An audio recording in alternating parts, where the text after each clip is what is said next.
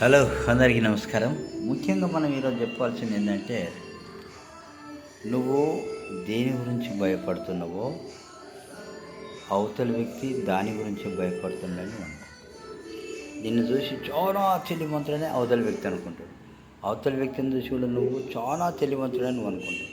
కానీ ఇక్కడ ఏదో తెలుసా, అందు గురించి నువ్వెక్కడ భయపడకు. నువ్వేదైనా మాట్లాడారు, ఏం చేయాలనుకుంటా చేసేవి, కానీ నీది నువ్వు మాత్రమే చూడు.